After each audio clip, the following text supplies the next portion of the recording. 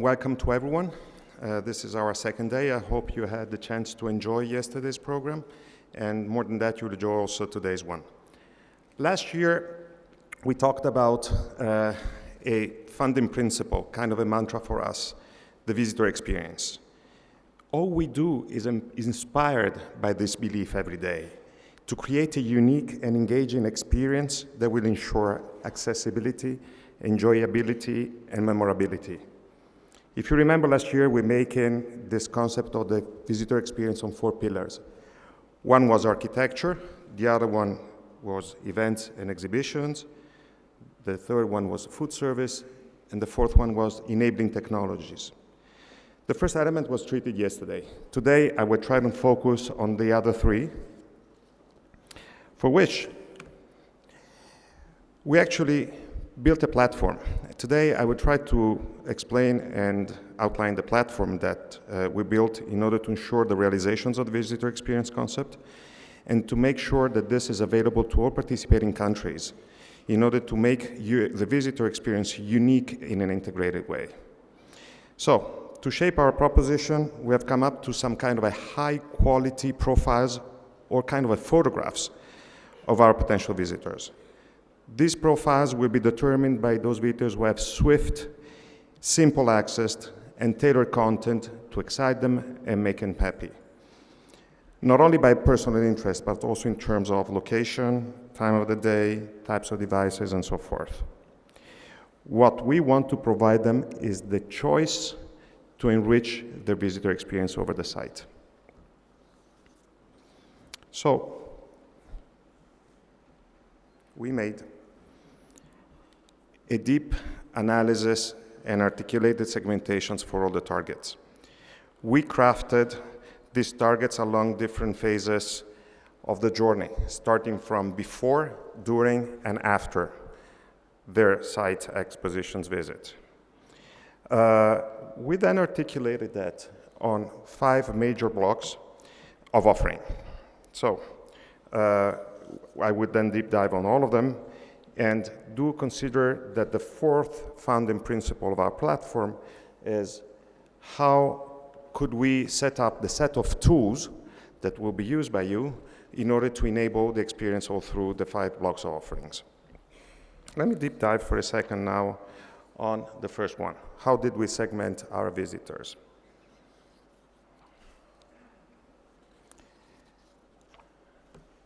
We conducted more than 30,000 interviews across the world. We have been including 21 countries, Italy, of course, 10 in Europe, and 10 outside Europe. The survey was conducted between the end of 2012 and beginning of 2013.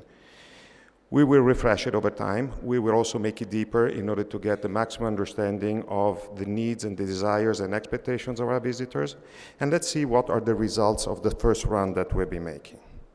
The first question we've been posing was about what was the knowledge of EXPO Milano 2015. So some interesting results. First of all, 3 were the sub-questions that we posed. The first one was whether people that we interviewed across the world did know EXPO as an event. The second one, whether they knew it was held in Italy, and the third one was whether it was held in Milan. So if you see, the responses in Italy are pretty encouraging. 76% of the Italians being interviewed did say that they are knowledgeable about expos. Only 48 knew that was in Milan, and out of that, 45 knew it was, in Italy, and 45 was in Milan. Europe, different. 58% awareness, but just 9% thought that was to be held in Italy and 4% in Milan. A lot different outside Europe. Similar to Italy, 75% of people that did know about expos, 37 that was to be held in Italy, and 23 in Milan. We then made a question around what was the interest around Milano exposition site in 2015. Italians. We have an answer that was given to us before we made the survey, and the same questions we made after we made the surveys with a bunch of questions that we've been sharing with them. So, desire and interest in EXPO Milano 2015 before the survey was 58%. Once they learned a lot more about the Expo, that has been rising up to 87% interest. That's also interesting to see across the world. Here, I just picked up some of the countries we've been making and running the same inquiries, and you see that there's mixed feeling. So there are some countries which are well aware about the fact that the Expo will be an interest point for them, and will be interesting even more once they understood more about it. The real thing is, if you see, there are kind of two patterns here. The first one being the countries where awareness is very high, and the other one where you have awareness which is low, like the UK, Japan, other European countries, Canada. The real thing, the interesting thing is the pattern, so that once we communicate, we start describing what's the Expo about, once we share the engagement principles for us, interest is immediately surging up. This is a key point I think needs to be remembered in the future. Once we then ask, are you then interested about the theme? These are the answers we got. So, very high interest from the Italians, probably because they know more about the fact that it's in Milan. As a statistical viewpoint, 37% interest is considered already high return marks. So you see there's a high level of engagement almost all across the world about the interest of the theme. And now we started thinking about our country. What do you think of Italy? This was an answer to unrelated stuff to our theme. So these are the kind of questions we received from almost all across the board. So you see, first of all, that answers were pretty much common across European and non-European countries. There are some of this stuff which are the major importance one: enormous artistic and culture, heritage, natural beauty, excellent cuisine and gastronomy, high quality local products, good quality of life, and good hospitality. So these are the 6 elements that typically a potential visitors of our country, they normally have in their minds. Let me add more about Milan. Same question. We posed the question also to the other Italians, so not only the guys excluded was the guys living in Milan. And here there's the answer, and this is an interesting thing. So if you actually pick up, and then I'll come back for a second, the most important ones: the city of fashion design, very much international, very elegant, city of art. This actually picked to show you that there's kind of a two poles. So if you think about the Italians, they don't too much agree on the fact that it's elegant city or city of art, but on the other side, that there's a common understanding that international potential visitors do share the fact that it's a city of art, elegant, international, and fashion design. These are the buzzwords that we took into account to shape up the offering across the time. What we run was not only a qualitative but also quantitative survey, so we have been able to reconfirm the target of the 20 million visitors spread between 12 to 14 million Italians and 6 to 8 million foreigners coming from abroad. The interesting thing is that once we rerun the survey after the end, we had the confirmation that there has a high willingness to repeat the visit. So we expect not only 20 million visitors, but a total of 24 million visits in a whole, about 20% repetition rate. So we actually started deep diving and said, okay, once we learned about the general interests about Italy, the theme, Milan, and the knowledge about the expos, we started dicing the segments. So this is the start of our segmented approach in understanding how to build up an enrichable experience for our potential visitors. We have come up to 6 clusters as far as the Italian visitors are concerned, and 5 for the foreign ones. I'll come to that in a minute. The parameters that were used, among many others, were the social demographic ones: age, family compositions, and so forth, education, interest in Expo, and willingness to come and visit. So let me just anticipate one thing. This is let me say, a full description of the 6 clusters. I provide you with some examples. I can anticipate to you that we will distribute the results of this survey to all of one. One of the reasons also of having distributed your tablets is that we will have updates that we will distribute on a regular basis as we go by in additional surveys. So we start up in the next coming days with the new versions with all the details info that I'm showing right now. So this is an example of the young and dynamic, 25 to 44 years old, young couple with small children, medium height to educational level, high interest to visit. Another one, 20% of interviews, many it's male and mature, excellent knowledge of EXPO 2015 in Milan, 75% and above, interest in EXPO more for its role as a cultural event. These are just quick snapshots, otherwise I would stay here a lot more than I'm due to. You will get all the details, as I said. Foreign visitors, 5 different clusters. The international tourists, 33%. The EXPO lovers, 28%. The green young adult, 19%. The non-engaging, and I'll come to that in a minute, and the semi-retired. The non-engaging was an interesting cluster because these are guys that were not engaged when we first interviewed them, and they demonstrated a very high interest to come once they knew about the topic. Same stuff, you will have a clear understanding and detail of the segments we've been coming up with. Some examples here.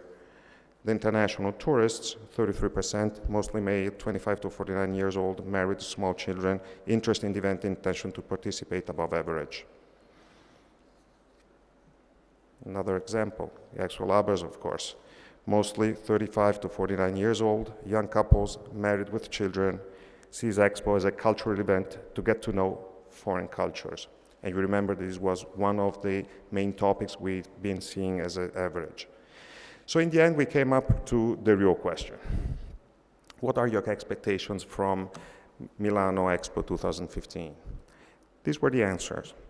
We expect to be an educational experience about food and sustainability. We expect to have a look into the future.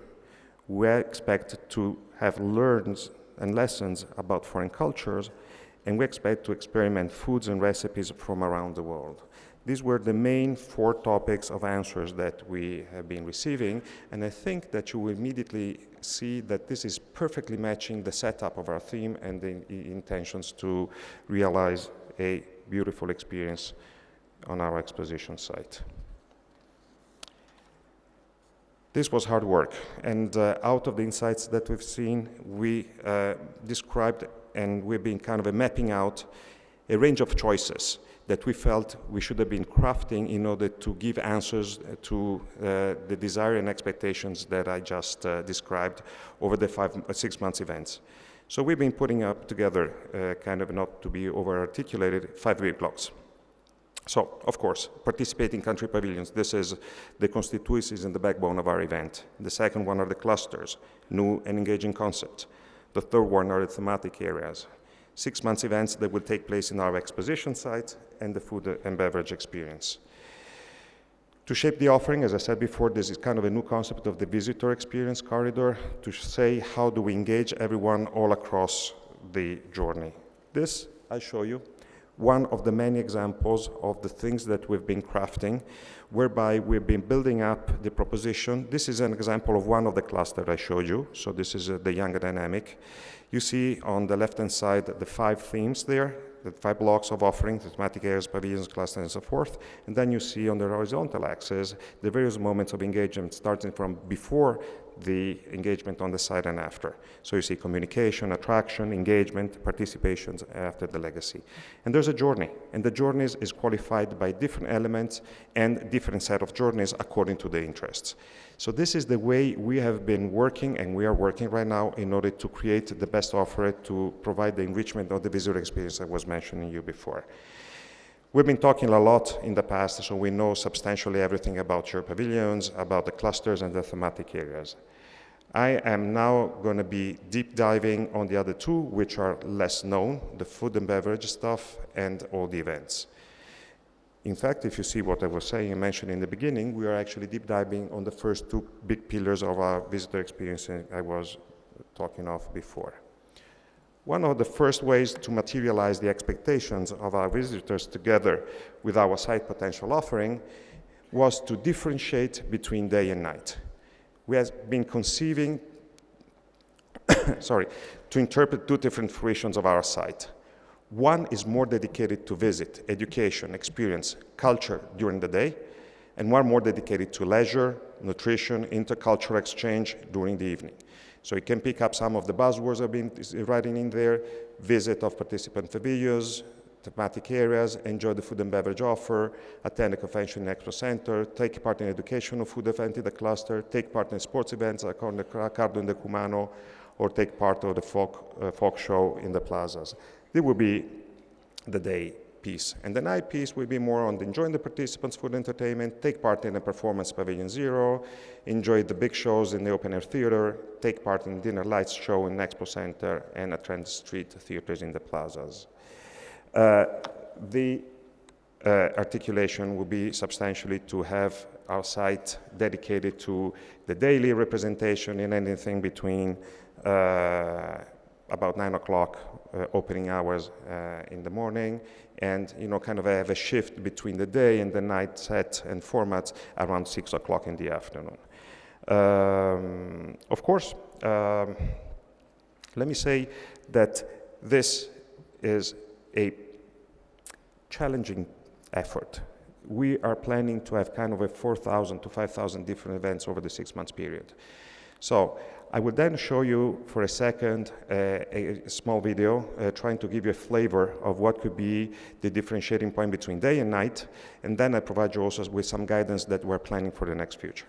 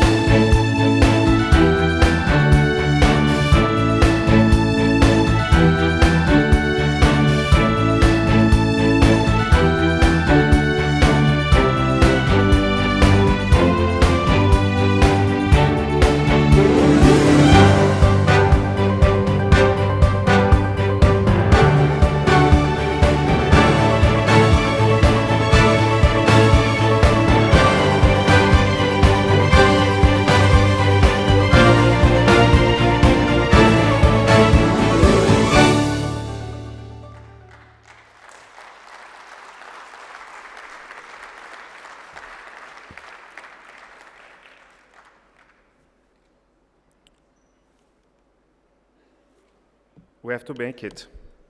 So, as I said, it's going to be a challenge. We will have a number of potential events, as I said, 4,000 to 5,000. We will have different fruitions and formats, different interests of you participating countries to get access and exploit the opportunities that the site will represent for you and other potential number of interests. We've been planning to produce and distribute an events guides covering the 6 months platform and being divided between day and night events.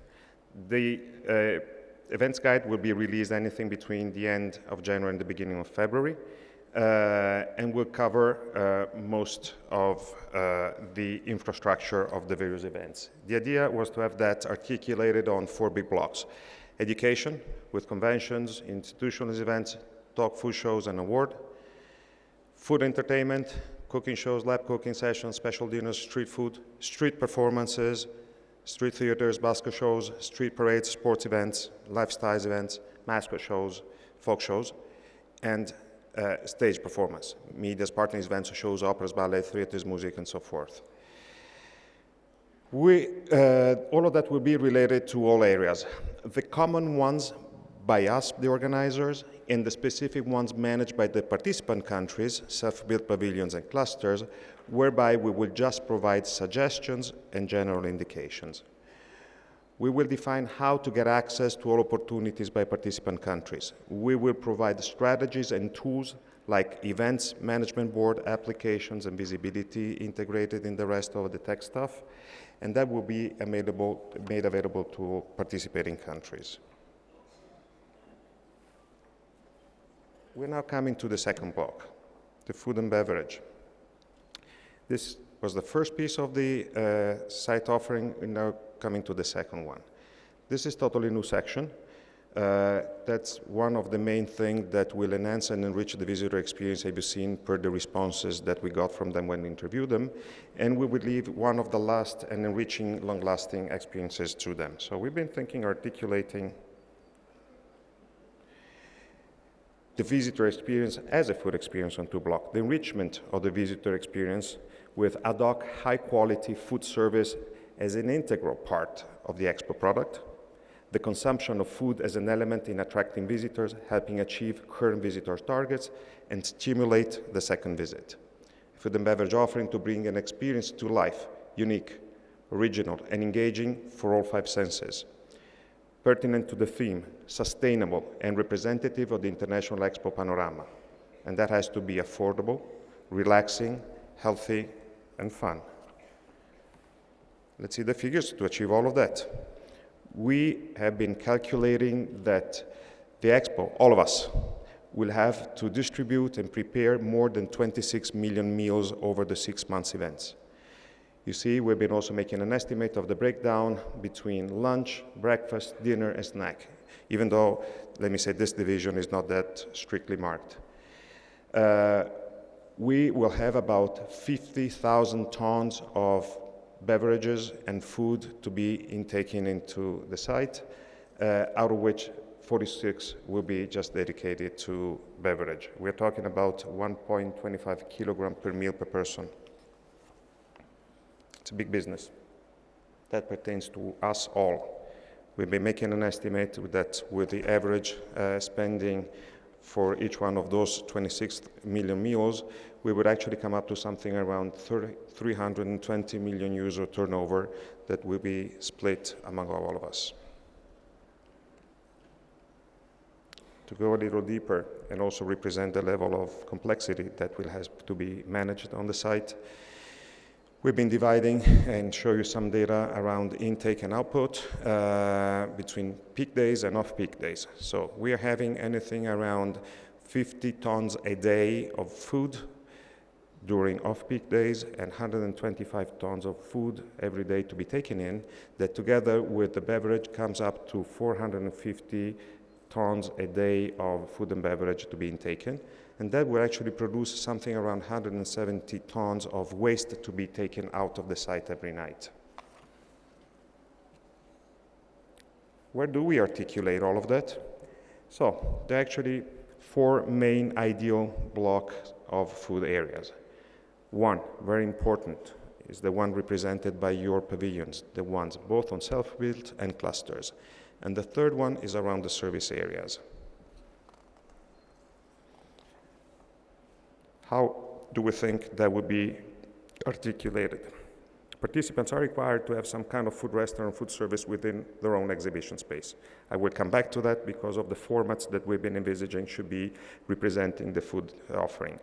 So we are talking about self-built pavilions to have about 30,000 square meters, all in all, to be dedicated to food services. Clusters about 4,000 and expos about 23,000 square meters. Overall, we're talking about 60,000 square meters out of a total amount of dedicated spaces about 380,000. So it's a big space. At the same time, it's also a big opportunity because if you add up the pieces related to self-built and clusters and you link it back to the 320 million euros revenues that we're expecting that the site will generate as a turnover, more than 50% will be part of your potential opportunities.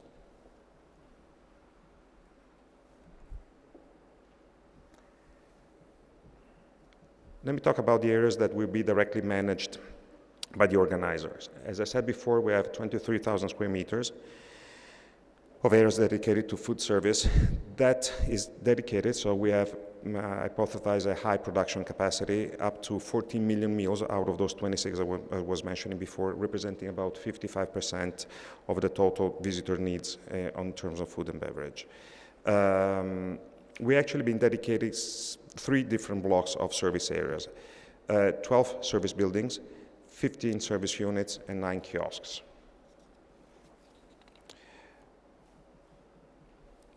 Three different missions for each type of service areas.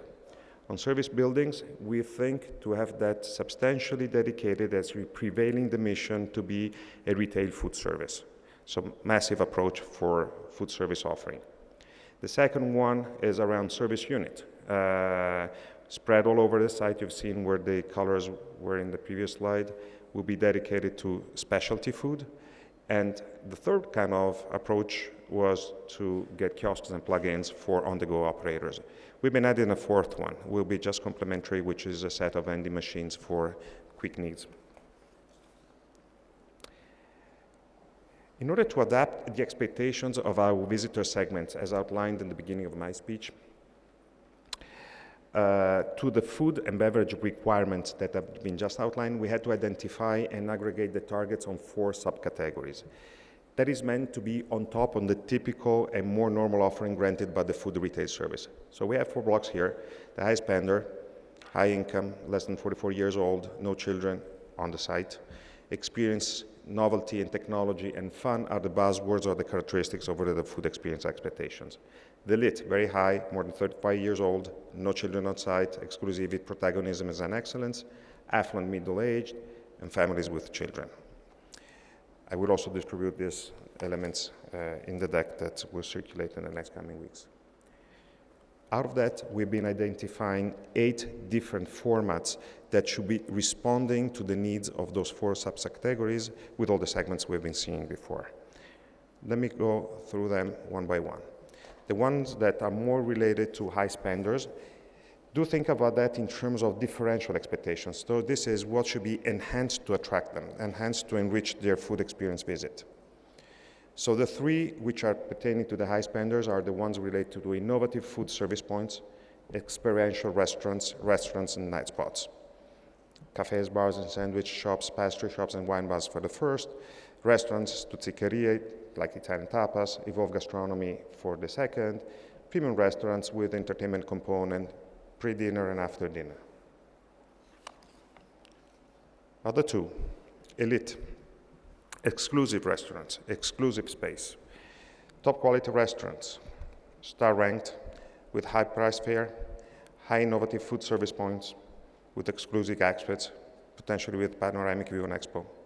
Exclusive space like lounge bars, leisure points, oyster bars, and so forth for exclusive spaces. Let me go now on the other 3.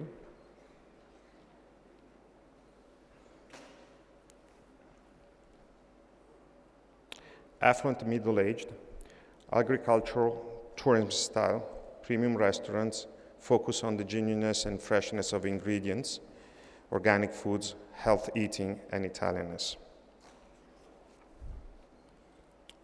Families with children, different formats here as well. Food service points for families, including specialized establishments, pizzerias with simple, natural, varied, flexible menus, takeaway lunches, box food, and so forth, and quick snack points. Small food service or takeaway points are between the meal, eating and drinking, ice cream shops, kiosks, and so forth. This is now probably coming more clear to you on how we came up to these 8 formats.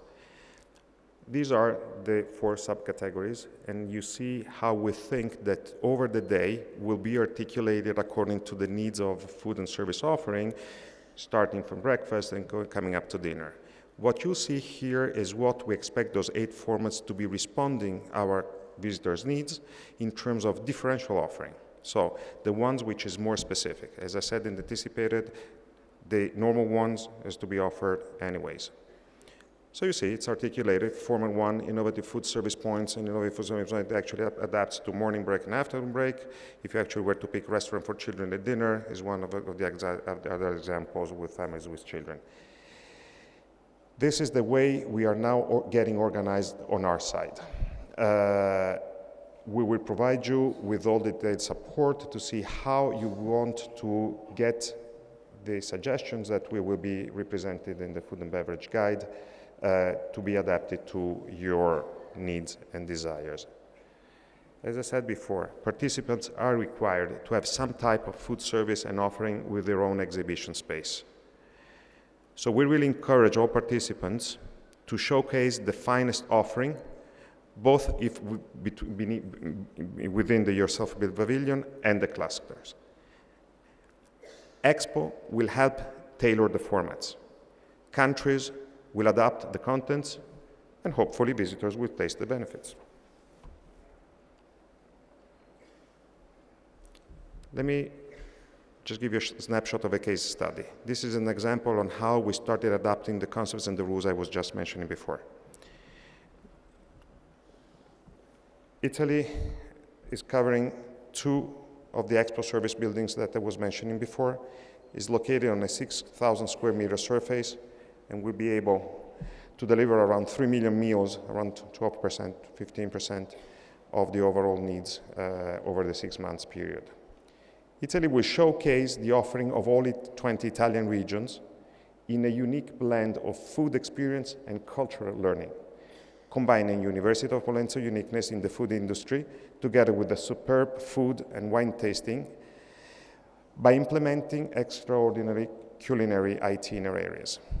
This is one of the examples. Let me show you a little video on how we think and envisage that the other areas that we are planning to build right now should be working like.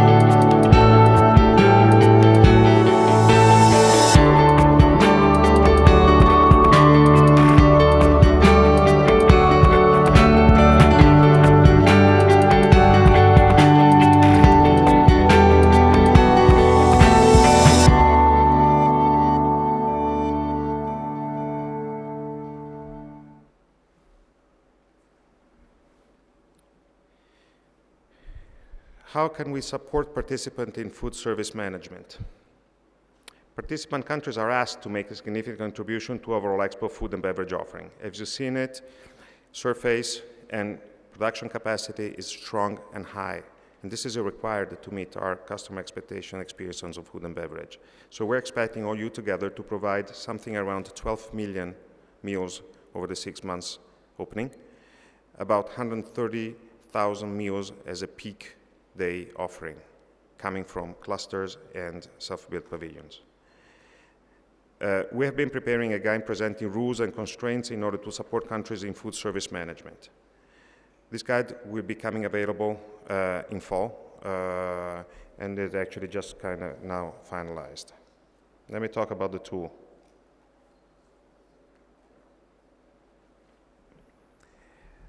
We organized the guide in order to be an effective support for using the language of food, becoming familiar with the different food service types, the 8 formats I was describing before, building the food offering, being aware of the Italian regulations and the framework within those regulations and what is doable in order to enhance the experience of your visitors, and on the exposition sites, and the logistics and provisions rules, which are not simple, will be articulated in order to address all the, let me say, level of difficulty to drive those 450,000 tons food and beverage every night in and 170,000 kilotons of wastes out every night. We want to anticipate and provide some guidance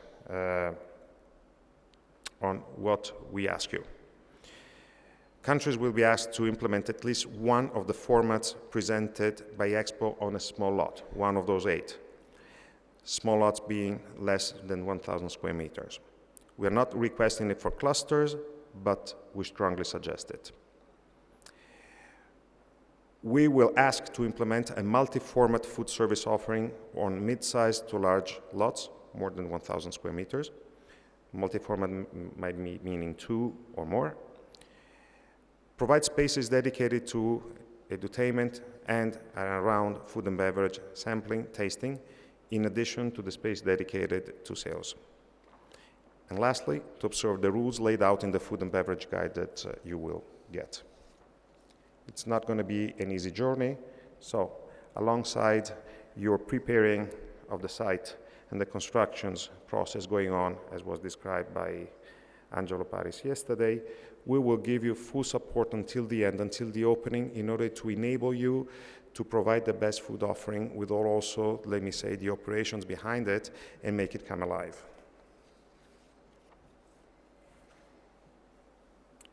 I talked about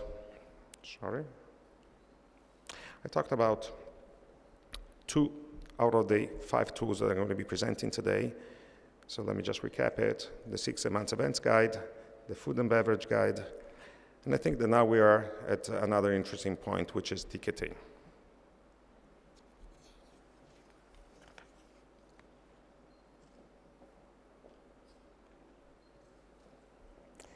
Let me recap. Target is 20 million. It's 20 million for us altogether. How can we attract, under the ticketing viewpoint, all these customers to be taken to our site? We decided to have a capillary horizontal approach worldwide for tickets distribution. It's going to be multiple channel, and we will provide no exclusivity to anyone.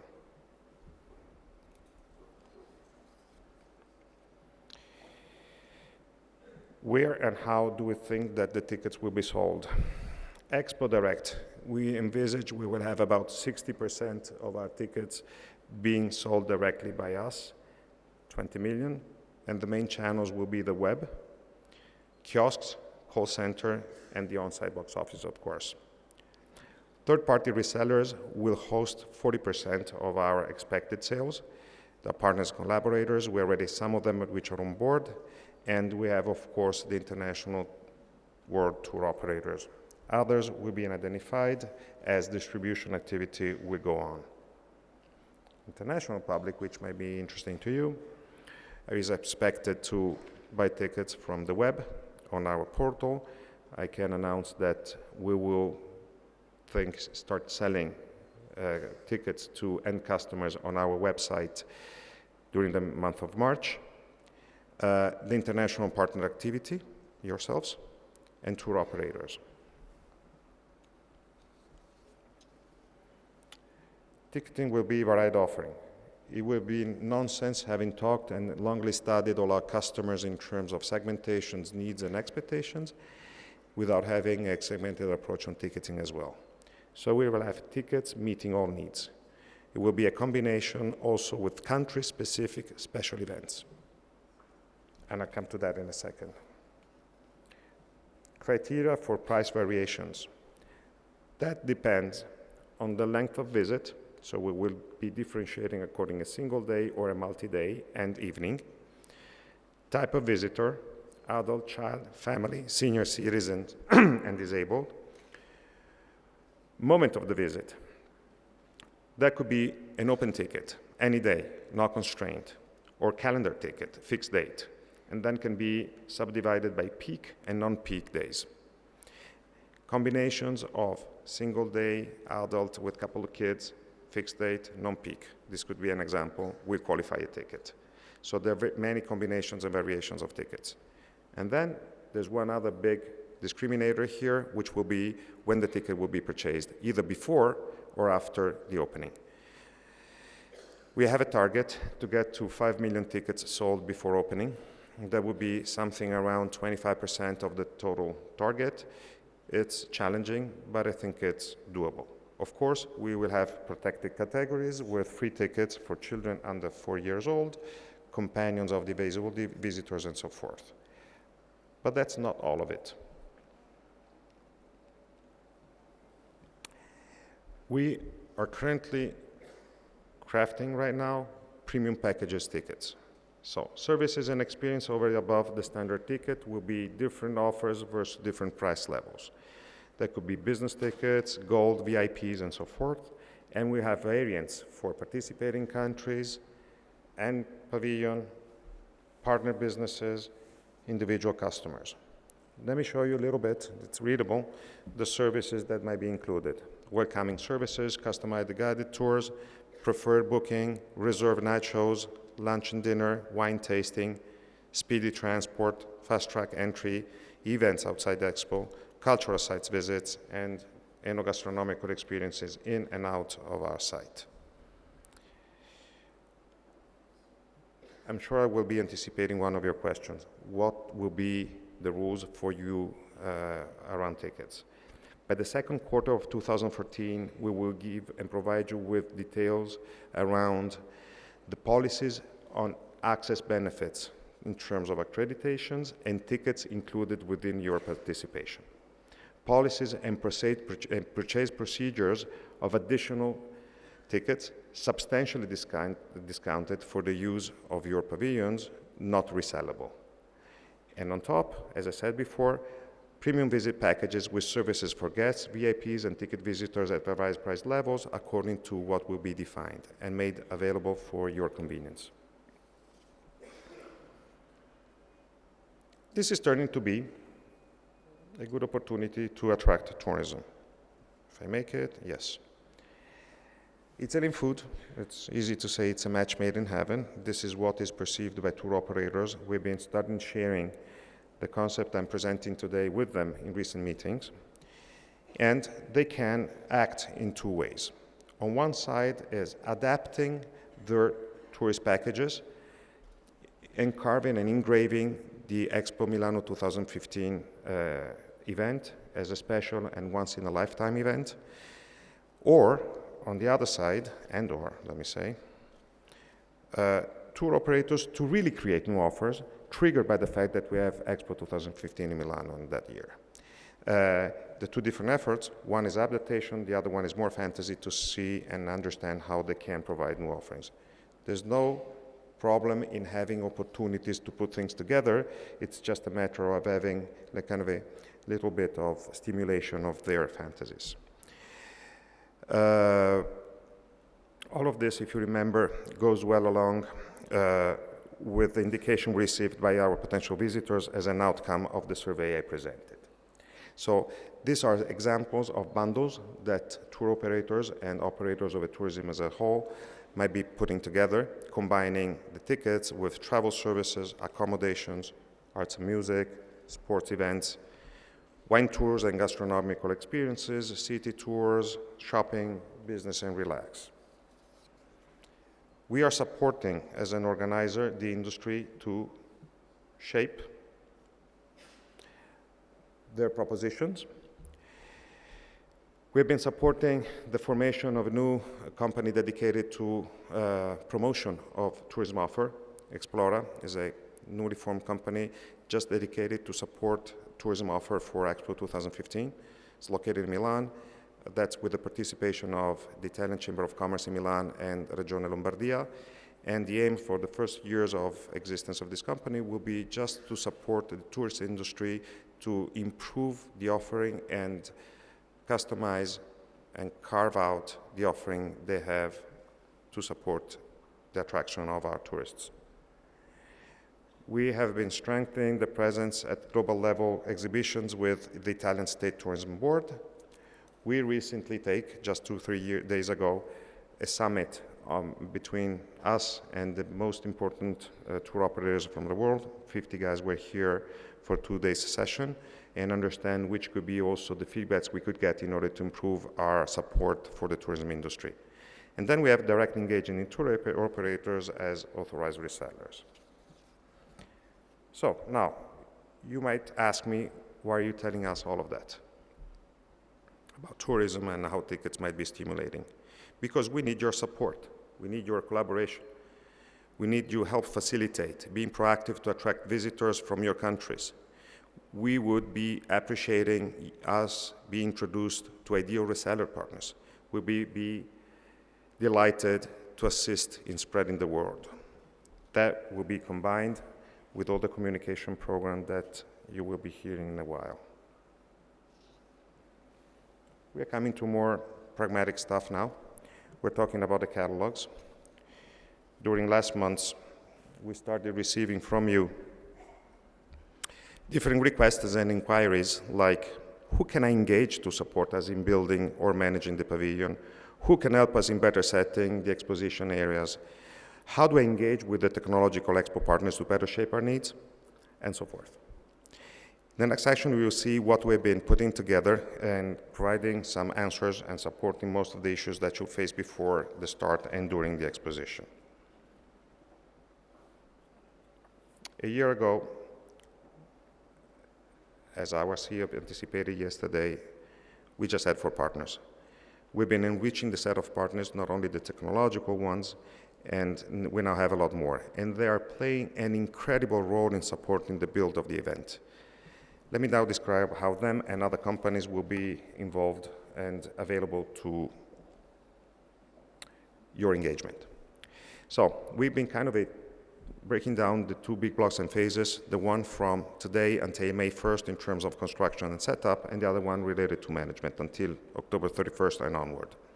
So we've been putting together actually 2 catalogs.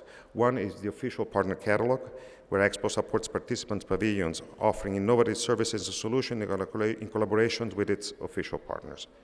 On the other side, we have the companies catalog, whereby EXPO provides a list of companies that could be commissioned to supply goods and services, and that can be chosen directly from you participants. Both tools are available on the PDMS. So that is your daily tools of work with all the details we do to this specific section. So here is just a quick snapshot of what is available online.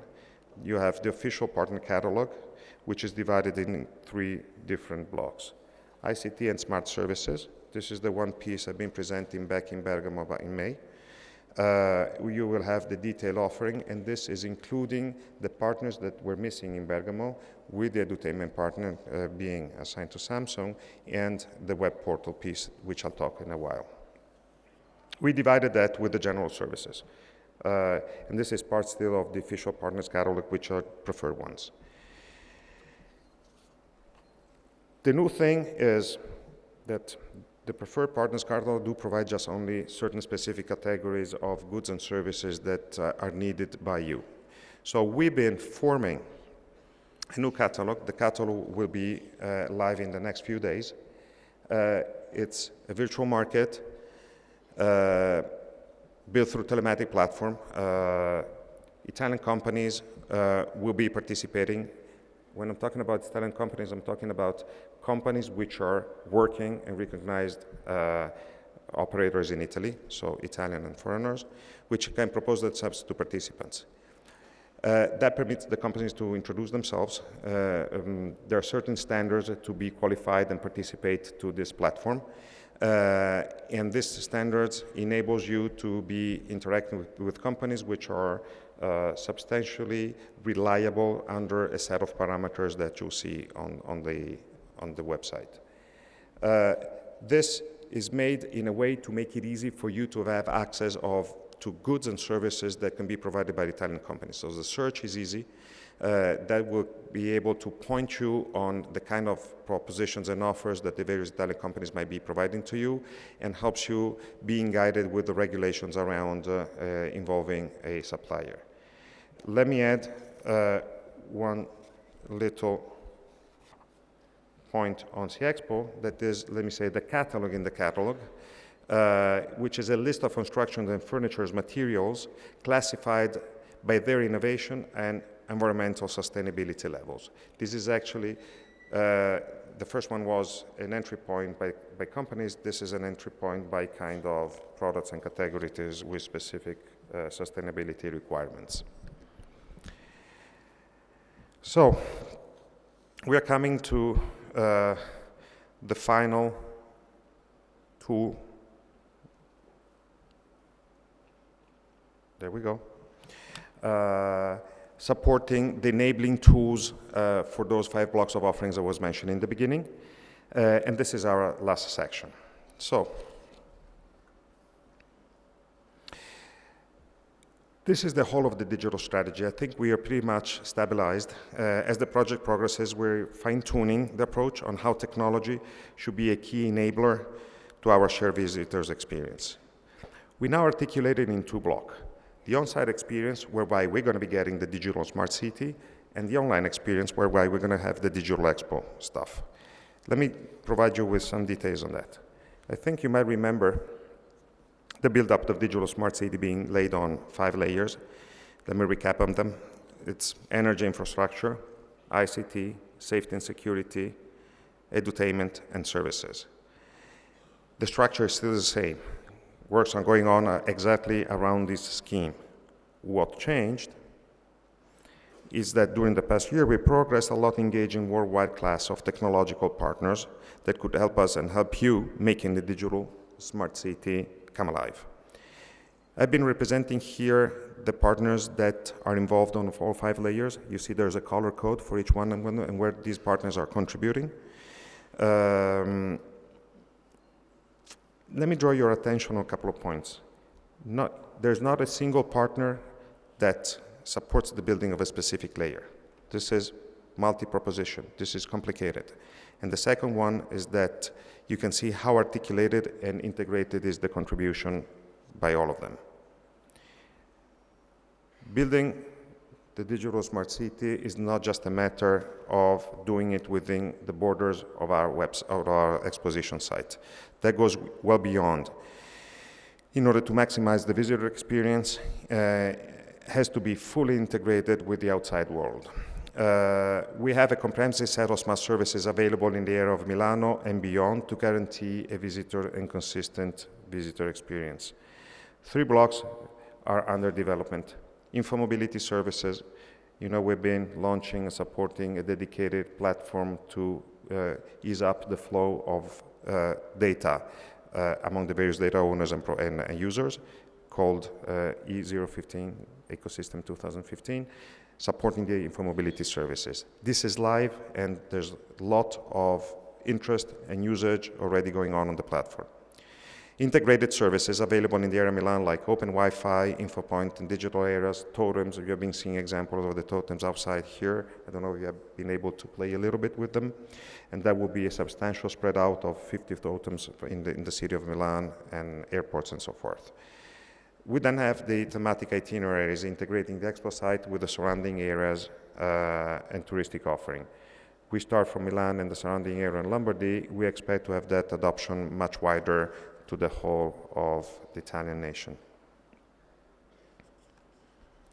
Digital Expo, we're switching to the other one. This was part of the difficult things to be doing. 8 blocks have been identified. When I was in Bergamo, if you remember, I was anticipating that we would be choosing the model and the supporting partners, which we did. Stabilized is actually based on the web portal, mobile application, social communities, on-site, meaning on the exposition site, digital support, together with digital marketing, e-commerce, CRM, and contest and gaming. Let me now deep dive a little bit on the two ones which are the most complicated, the mobile applications and the web portal. To flow all through these 8 blocks, we have a very tight roadmap and well identified between now and 2015, whereby we will start releasing the application and the technological solutions according to the different needs of the journey. Still, again, you see that I always go back to the fact that we have this customer segments approach to be held as a mantra on how to deploy it. We will start in communicating. That's where we will start releasing the renewed version of our web portal, attracting them, building content in it, engaging them, and providing them support with the visitor experience visit and ticket sales. Help them manage through the event, and then be a support for post-visit experience. Mobile experience. Sorry. Digital EXPO. It's total new look and feel. The framework is actually, of the portal is actually based on 3 blocks. We have the corporate website, more or less this typical content which we already have now, informs and describes EXPO. Content and experience, which is crucial, is actually key. Increases awareness, it's engagement, stimulating, interesting the visit. I will give you some snapshots here. Planning and services is ticket purchase, visit planning, tools for supporting and enhancing the visit. And all of that is enabled by audience generation through social medias. An example, we have big aspiration to create the largest online collection of world food recipes. This is actually a kind of language that goes all across the world. And that will be pursued with intent to represent culinary tradition of participating countries and engage visitors. Leverage world reference of national food and recipe, stimulating participation of visitors with user-generated content, embracing participants' country contribution to exploit the traditions and cultural aspects. That will be starting to be live, as I said, from March next year.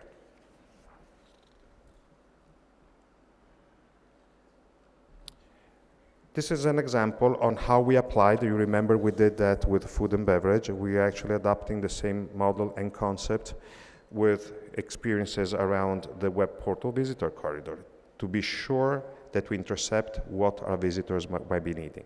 So you see the 3+1 blocks on the left-hand side in terms of corporate portion of our web portal, content and experience, planning and services, plus potential external sites that might be bundled in ours as evolution will take place with the ecosystem I was mentioning before. Still here, we have the communication moment, the attraction, the engagement, the participation, and leaving the legacy. This is an example, a live one, of what we've been doing for one segment like the young and dynamic population. Each one of those pieces you've seen depicted on the slide is actually representing how we want to make sure that content and experience in the web portal is available to support the experience of a young and dynamic population visiting the website. I'm sure that no one will touch all those points, but what we want to be sure is that they are there. Let me now come up to a couple of videos that will show you what's going on, what we're building, some stuff you've been already experiencing with a tablet that you've been receiving. Technology is there, is stabilized, integration is not there yet, that's what we're working on. Let me anticipate to you what will be the end point and the final state of what we're planning on the technological viewpoint.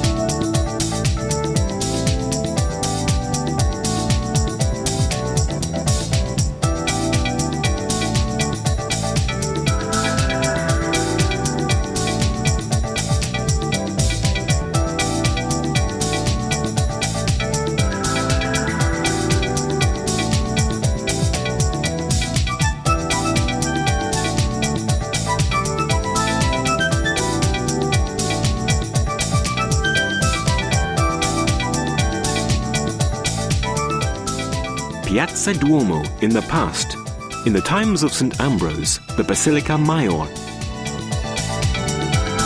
the building of the Rinascente.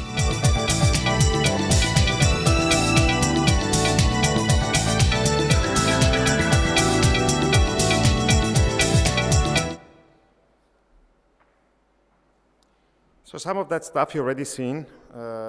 Maybe some of you already been playing to some of the applications which are already working outside. So I close my speech now, and I like to recall somebody that once said that none of us is as smart as all of us. I would like to underline our conviction that we can make EXPO a unique and a truly memorable experience to all our visitors. We know who we are talking to. I've been giving and representing full visibility of that. We have got some great, safe, and user-friendly ways to inform and entertain them. And we have the opportunity to create a once-in-a-lifetime experience for each one of them. So please, let's grasp this opportunity. Let's do it together. Think of your country's visitors and help us to help you and help them. Thank you.